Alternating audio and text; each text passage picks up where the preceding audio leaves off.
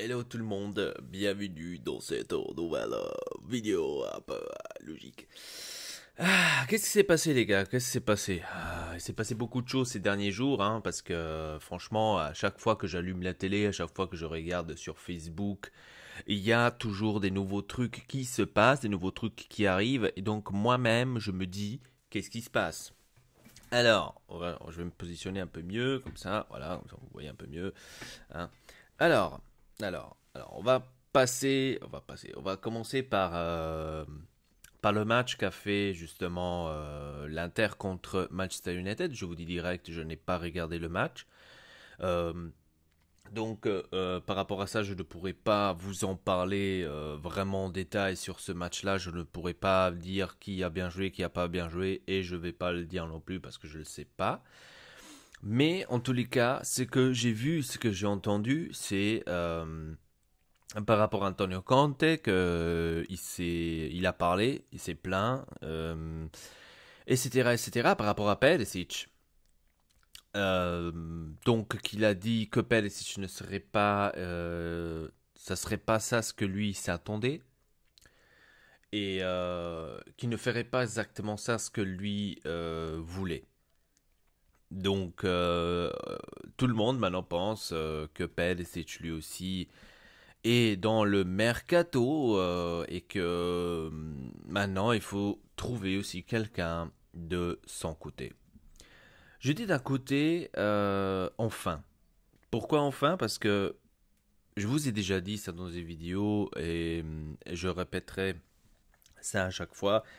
C'est que je trouve un peu anormal, on va dire, mais c'est pas maintenant pour défendre le tout, hein, mais c'est seulement pour dire, je trouve ça anormal de, euh, de dire que, enfin de dire, pas de dire, mais dans cette façon-là, c'est plutôt euh, de, moi je vais enlever ça, c'est pas grave, de traiter, on va dire, Mauro Icardi de cette manière-là, comme ils sont en train de le faire en ce moment, et Perisic de ne le pas toucher du tout. Après, c'est comme je vous ai dit, ça se peut que il y a peut-être certaines choses que nous on ne sait pas qui s'est passé à l'interne et que nous on ne peut pas le savoir. Je le sais pas. Mais de traiter, on va dire, d'une manière ou d'une autre un joueur et de l'autre de ne pas le traiter de la même manière. Voilà, ça m'a toujours dérangé. Je vous avais déjà dit, mais c'est pas maintenant non plus pour défendre Icardi, hein, donc c'est seulement pour vous dire que maintenant c'est sorti cela, que Antonio Conte n'est pas content, que le mercato ne se déroule pas comme lui il souhaitait, que les joueurs ne partent pas, justement, comme lui probablement il souhaitait. On va dire d'un côté c'est un peu normal. Enfin, je vais dire, si vous pensez bien, Spalletti aussi, hein, quand il est arrivé, c'est arrivé la même chose. Lui aussi, au fur et à mesure, il s'est plaint. Lui aussi, il a dit ici, il y a des choses que on devrait changer, mais que les choses ne arrivent pas. Les choses qu'on nous a promis, les choses qu'on m'a promis ici, ils ne sont pas faites. Et quand on entend des trucs comme ça, c'est vrai qu'à un moment donné, tu te poses quand même des questions. Bon, après, d'un autre côté, il faut se dire, le calcio mercato, il a commencé 2 semaines de cela. Ok, donc ça fait 2 semaines qu'il a commencé.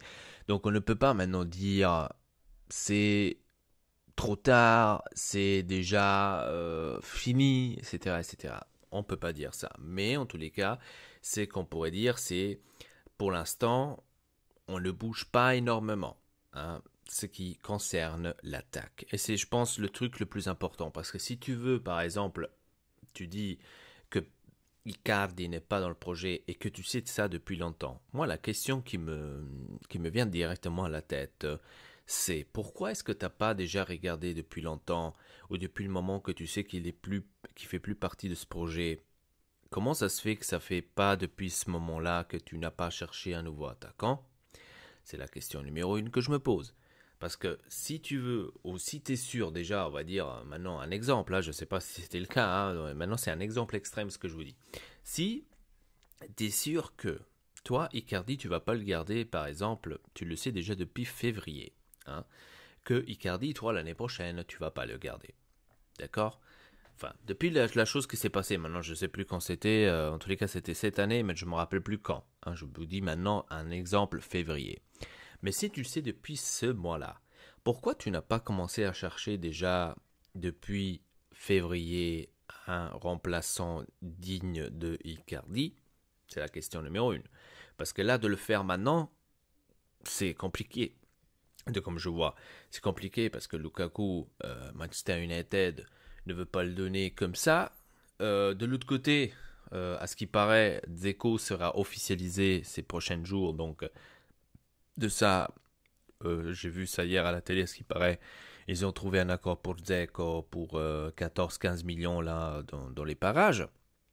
Et donc ça, on va dire que c'est fait. Mais maintenant, il manque un autre. Donc il manque Lukaku. Et ce qui se rajoute maintenant, c'est l'emplacement de Perisic.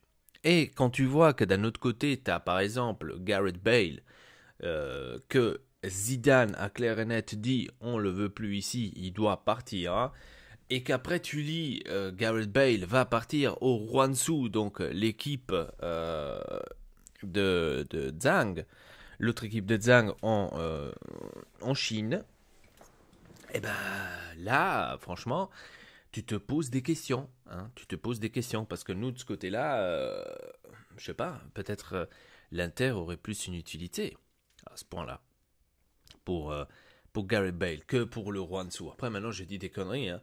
Peut-être c'est moi qui suis en train de rêver. Hein, mais en tous les cas, c'est ça ce que j'ai lu. Hein. Maintenant, s'il va vraiment y aller au Guangzhou ou pas, on le sait pas. C'est maintenant des théories. Hein.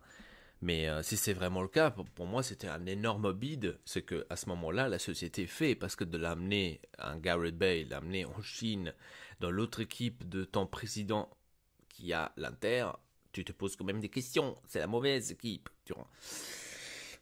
À part si ils feront cela comme ça, que après ils vont tourner le truc, qu'ils peuvent prêter ou donner le joueur aussi à l'Inter du Rwansu. Je le sais pas.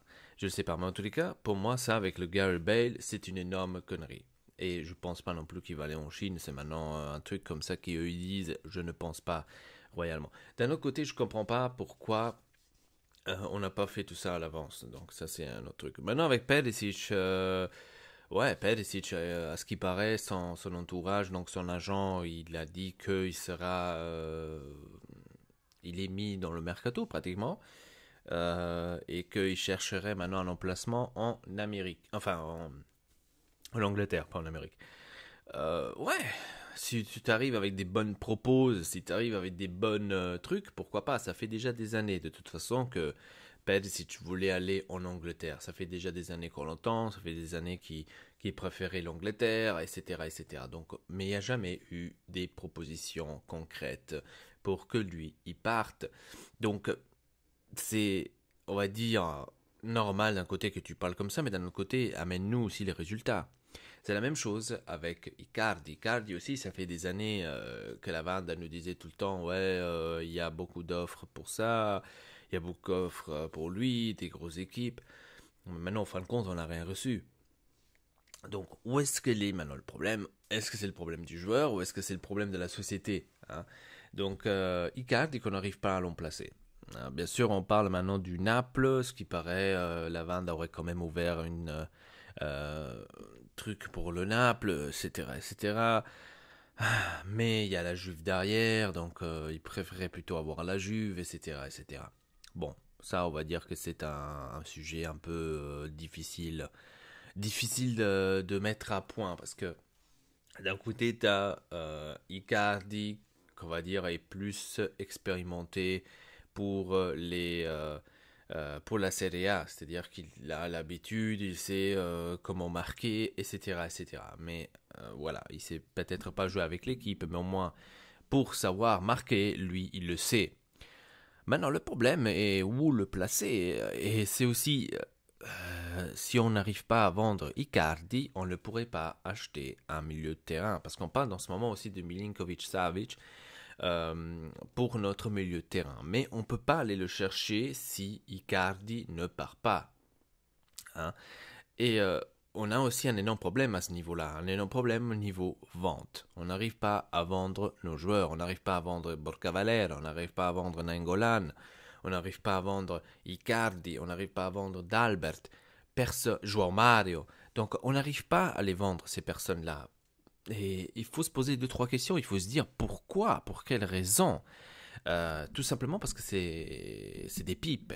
Che cazzo devo dire? Sono delle pipe, cioè on peut pas faire grand chose avec ces joueurs-là. Et c'est ça le problème. C'est ça le problème dans tout cela. C'est en fait les ventes. C'est pas le problème des achats. Tout le monde voudrait, ouais, moi je voudrais acheter celui-là. Moi je voudrais acheter celui-là. Pourquoi on va pas acheter celui-là? Pourquoi? Mais les gars, réfléchissez un peu. Si on n'arrive pas à vendre, comment vous voulez qu'on l'achète? Déjà pour commencer. Euh, et ça, c'est un énorme problème, on va dire, hein, parce que c'est pas possible que vous garderez Nainggolan, Icardi, Candreva. Bon, Candreva, il est pas dans le mercato, mais c'est seulement pour dire. Candreva, Jean Mario, Nainggolan, que tu les gardes, et que après de côté, tu vas t'acheter un Lukaku, tu vas t'acheter un Milinkovic-Savic, etc., etc. Ce n'est pas possible. Ce n'est pas possible parce que tu fais seulement des pertes, mais tu fais pas de gains. Et donc après, qu'est-ce qu'il y aura l'année prochaine? Il y aura à nouveau le fair play financier qui va venir vers toi, il va dire « Et que coucou, t'as à nouveau fait l'erreur. » Et on repart à nouveau de zéro. Donc on repart à nouveau comme on était avant, on ne pourrait plus acheter, etc., etc., fair play financier, et là, et là. Donc il faut toujours penser qu'il faut qu'on fasse attention au fair play financier. Hein, j'ai déjà vu aussi beaucoup de commentaires par rapport à ça et dire ouais mais comment ça se fait que Manchester City, comment ça se fait que Manchester United, comment ça se fait que eux ils ne regardent pas en Angleterre malheureusement, bon, malheureusement en Angleterre eux ils ont un truc beaucoup mieux qu'en Italie. C'est les droits de la télé. Donc déjà seulement avec les droits de la télé ils gagnent plus que la Juventus chaque année. Donc c'est vraiment comme ça, je me suis informé, j'ai un peu regardé. Regardez une fois sur Google, vous allez voir. Par exemple, je vous fais un exemple tout bête. Hein. Vous vous rappelez quand la Juventus était arrivée en finale? Ça fait, je crois, 2 ans de cela, plus ou moins, quand elle a perdu. Eh bien, la Juventus a gagné, on va dire, certains millions parce qu'ils sont arrivés en finale de Champions League. Donc c'est quand même une très belle somme.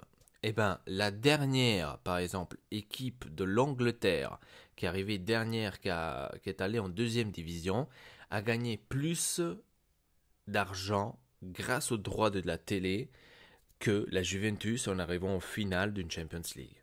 C'est seulement pour vous faire une idée de quelle somme on parle que eux ils ont le droit d'avoir et qu'en Italie non on n'a pas tout simplement on l'a pas.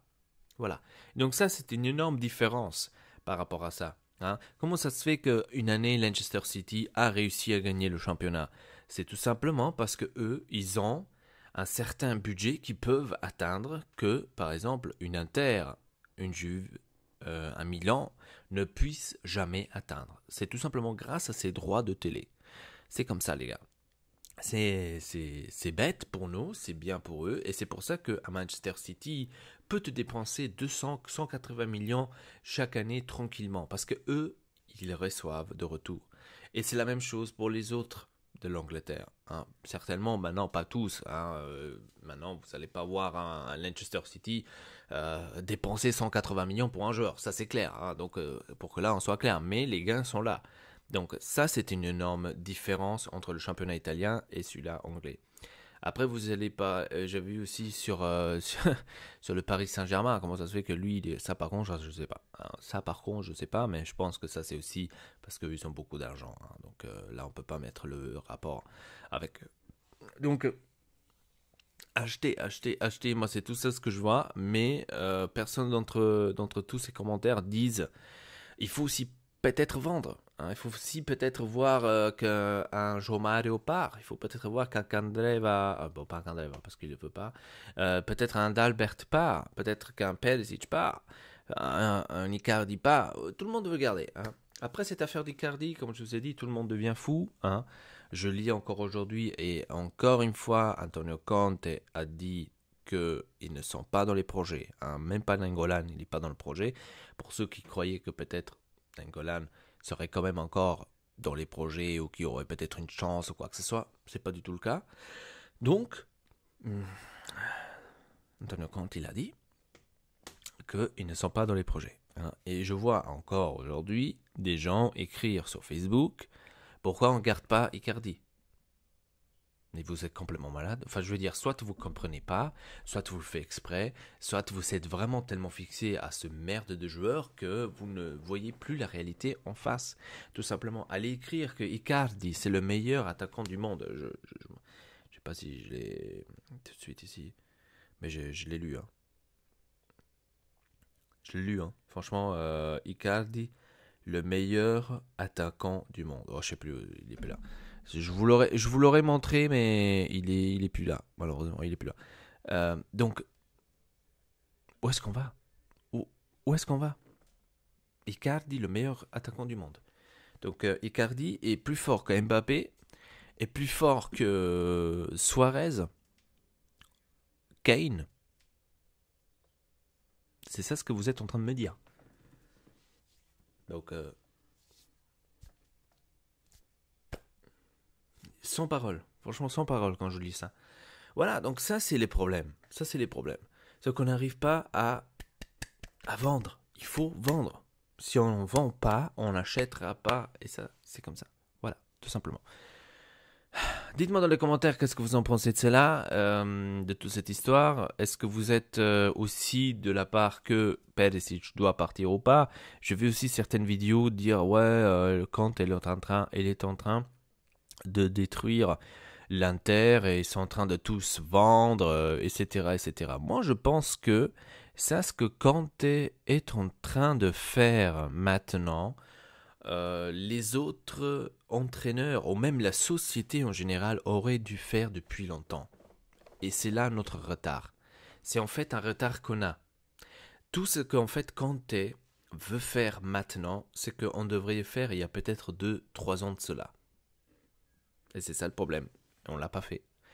Pourquoi? Parce qu'on avait le fair play financier, parce que voilà, on avait besoin de moment-là, on croyait d'avoir besoin d'Icardi, on croyait d'avoir besoin de Perisic, on croyait d'avoir besoin de Candreva, etc., etc., de João Mario, et si et là, hein, parce qu'on ne s'en est pas aperçu que un Dalbert, par exemple, ne sert à rien, que un Candreva ne sert à rien, qu'un João Mario ne sert à rien, qu'Icardi serait le problème numéro 1 de cette équipe.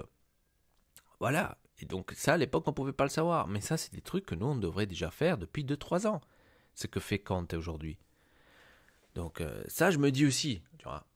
Voilà. Après, on verra ce qui va se passer maintenant par la suite. Ça fait que 2 semaines que le mercato il a commencé. Donc restons calmes, restons zen.